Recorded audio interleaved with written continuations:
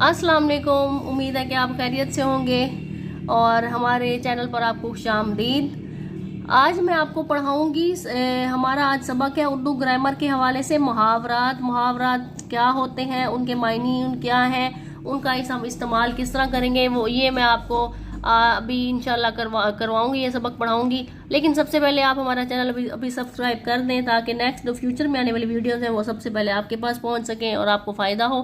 अच्छा, अपने लेसन की तरफ आते हैं। हम देखते हैं कि मुहावरा मुहावरा हम पढ़ रहे हैं तो मुहावरात हैं क्या। मुहावरे की डेफिनेशन पढ़ लेते हैं। जब दो या दो से ज़्यादा जायद अल्फाज अपने हकीकी मायनों की बजाय अपने मजाजी मायनों में इस्तेमाल हो तो उन्हें मुहावरा कहते हैं। मसलन पेट काटना, ठीक है, मसलन पेट काटना, वो उनका हमने इस्तेमाल मजाजी मायनों में इस्तेमाल करना है तो उसको उसको मुहावरा कहते हैं। पेट काटना लफ्ज़ हमने लिया तो इसके हकीकी मानी तो पेट को किसी चीज़ से काट देना है, लेकिन ये मानी हरगिज़ मुराद नहीं लिए जाते। अब देखने में ये है कि हमने पेट काटना है, पेट असल में तो हम किसी चीज़ को पेट को नहीं काट देंगे, लेकिन इससे मायनी भी हरगिज़ ये मुराद हम नहीं लेंगे।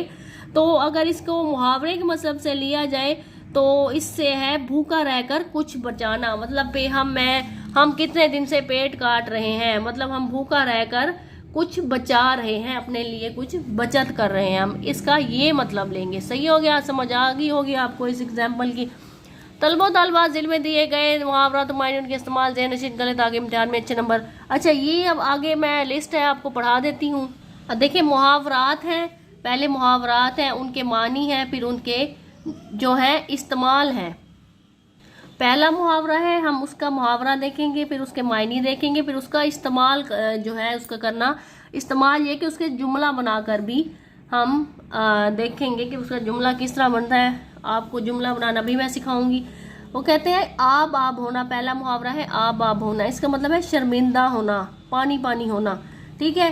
अदालत ने अमजद को मुजरिम साबित कर दिया तो वो बेइज्जती के खौफ से आब आब हो गया, मतलब शर्मिंदा हो गया। सही है। आबरू खाक में मिलाना, इज्जत गंवाना। लड़के ने चोरी करके खानदान की आबरू खाक में मिला दी, मतलब इज्जत गंवा दी, ठीक है। आग बगोला होना, बहुत गुस्से में होना, बहुत गुस्से में आना। शागिर्द की नाजेबा जो हरकत थी उनको देखकर उस्ताद आग बगोला हो गया, उस्ताद बहुत गुस्से में आ गया। आपे से बाहर होना, गुस्से में होना, मतलब वो कहते हैं कि वो गुस्से में वो आपे से बाहर हो गया, मतलब बहुत गुस्से में आ गया। मामूली बातों पर आपे से बाहर होना दानिशमंदी नहीं, मामूली सी बातों पर गुस्सा करने लग जाना कोई अक्लमंदी नहीं। सही है। अब इसके बाद है आटे में नमक होना, थोड़ी सी मिकदार में होना। अब इसमें आटे में नमक तो नहीं होगा, लेकिन इसका मायने है कि थोड़ी मिकदार में होना।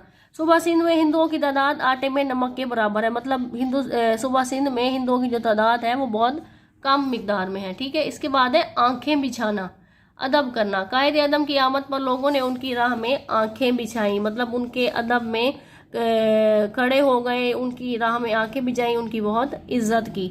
आंखें चुराना, किनारा करना। मुफलसी में दोस्त भी आंखें चुरा जाते हैं, मतलब मुफलसी मतलब गुर्बत में, गरीबी में दोस्त भी आंखें चुरा जाते हैं, मतलब किनारा करने लगते हैं। आस्तीन चढ़ाना, लड़ने को तैयार रहना।